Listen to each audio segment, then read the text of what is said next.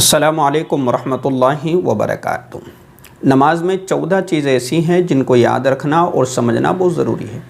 अगर आप इन 14 चीज़ों को याद कर लेते हैं और समझ लेते हैं तो आपके लिए बहुत ज़्यादा आसानी हो जाएगी इस चीज़ में कि अगर आपसे नमाज में कोई गलती हो जाती है तो आप अपनी नमाज को सही कर सकते हैं और अपनी गलती को आप समझ सकते हैं कि मैंने जो गलती की है नमाज में, तो आया इस गलती को कैसे दुरुस्त किया जाए और मैं अपनी नमाज को कैसे मुकम्मल और दुरुस्त कर सकूं।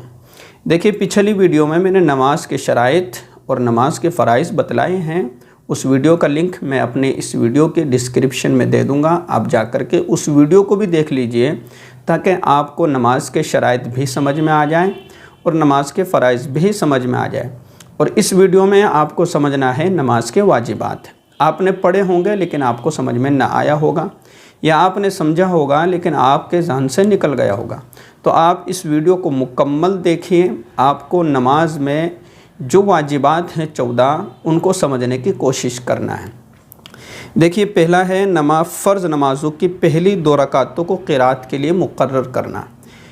वाजिबात में सबसे पहला जो वाजिब है वह है कि फ़र्ज़ नमाज़ों की पहली और दूसरी, जैसे ज़ोहर की नमाज़ है, असर की नमाज़ है, मग़रिब की नमाज़ है, इशा की नमाज़ है, तो ये जो 4-4 और 3-3 रकात वाली नमाज़ें हैं, तो इन नमाज़ों की पहली 2 रकातों में क़िरात करना ये वाजिब है।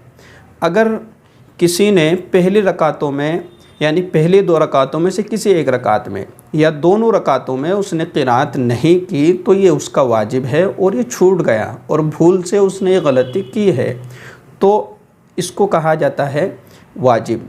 अब ये छूट गया तो अब इसको दुरुस्त कैसे किया जाए, उसके लिए होता है सजदा सहव करना। उसको मैं आखिर में बतलाऊँगा। तो एक तो ये हो गया कि फ़र्ज़ नमाज़ों की पहली 2 रकातों को क़िरात के लिए मुतय्यन करना, मुक़र्रर करना, फ़िक्स करना, इन दोनों रकातों में क़िरात करना वाजिब है। नंबर 2, फ़र्ज़ नमाज़ों की तीसरी और चौथी रकात के अलावा जो नमाज़ फ़र्ज़ है उनकी तीसरी और चौथी रकातों के अलावा तमाम नमाज़ों की हर रकात में सूरह फ़ातिहा पढ़ना। यानी कि जो फ़र्ज़ नमाज़ें हैं जैसे ज़ोहर है, असर है, मग़रिब, इशा है, तो इन नमाज़ों के आखिर की जो 2 रकातें हैं उनके अलावा तमाम नमाज़ों में, यानी कि सुन्नत में, नफ़ल में, वाजिब में जो है सूरह फ़ातिहा पढ़ना ये ज़रूरी है।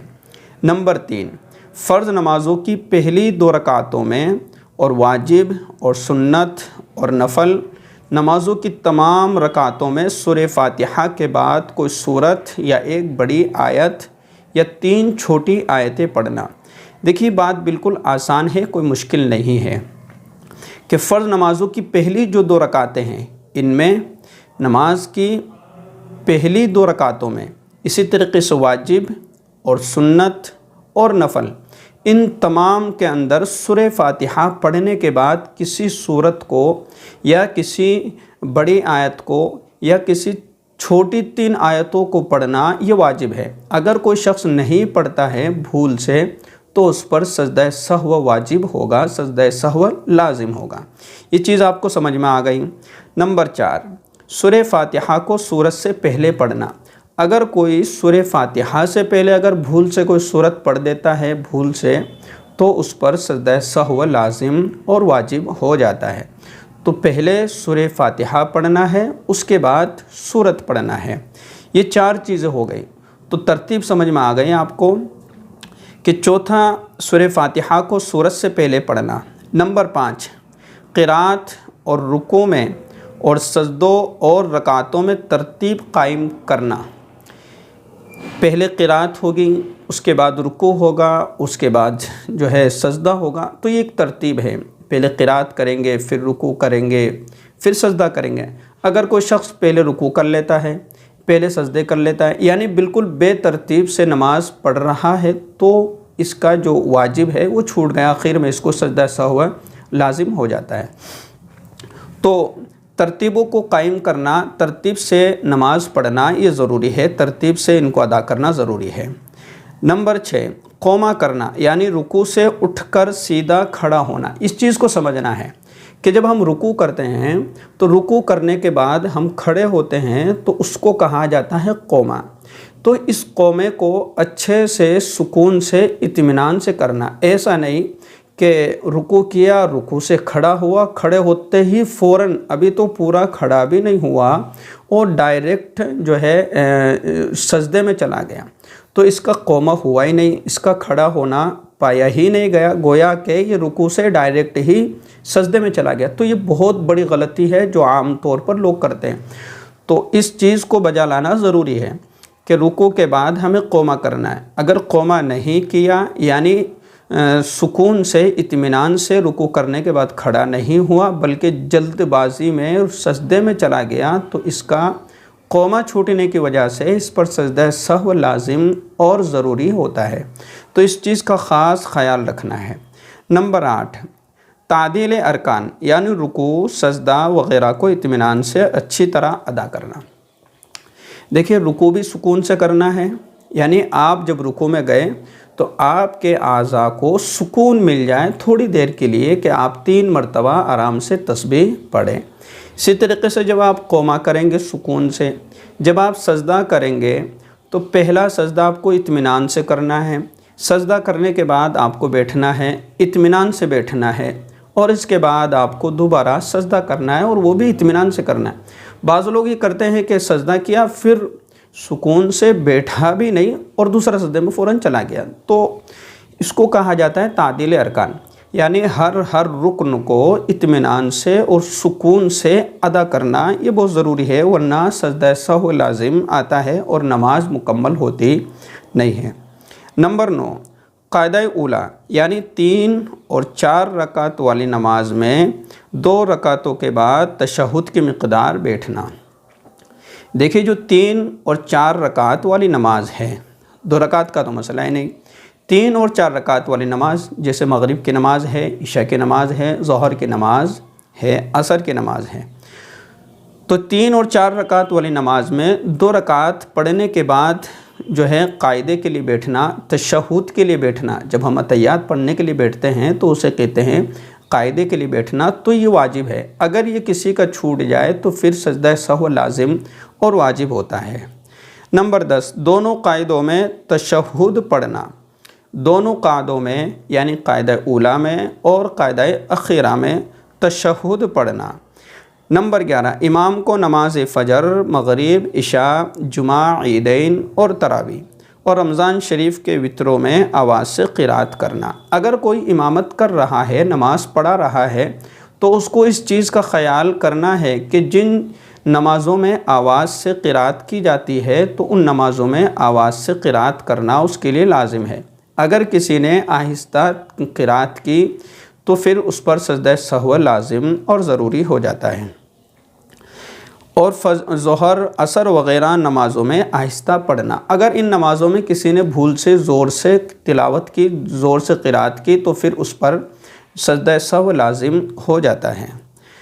نمبر 12، لفظ سلام کے ساتھ نماز سے علیحدہ ہونا، یعنی السلام علیکم ورحمۃ اللہ، یہ لفظ کہہ کر، لفظ السلام علیکم ورحمۃ اللہ کہہ کر سلام کے ذریعے سے اپنی نماز مکمل کرنا یہ ضروری ہے۔ اگر کسی نے السلام علیکم ورحمۃ اللہ نہیں کہا اور اس نے اتحیات اور درود شریف پڑھنے کے بعد اپنی نماز سے باہر نکل گیا کسی بھی طرح سے، یعنی اس نے السلام علیکم ورحمۃ اللہ نہیں کہا بلکہ اٹھ کر کے ایسے ہی چلا گیا، یا اس نے بیٹھا بیٹھا بات چیت شروع کر دی، تو اس پر جو ہے سجدہ سہو لازم ہے اور اس کو یہ نماز اس کی دوبارہ پڑھنا اس کے لیے ضروری ہے۔ تو اس لفظ کے ذریعے سے نماز مکمل کرنا، نماز سے باہر نکلنا، نماز سے علیحدہ ہونا یہ ضروری ہے۔ نمبر 13، نماز وتر میں قنوت کے لیے تکبیر کہنا، یعنی وتر کی نمازوں میں جب ہم وتر کی نماز پڑھتے ہیں تو جو قنوت پڑھتے ہیں تو اس کے لیے ہمیں اللہ اکبر کہنا یہ واجب ہے اور دعائے قنوت پڑھنا۔ نمبر 14، دونوں عیدوں کی نماز میں زائد تکبیریں کہنا، یعنی جو عید اور بقرعید کی جو نماز ہے ان میں جو 6 زائد تکبیریں ہوتی ہے ان کا کہنا بھی واجب ہے۔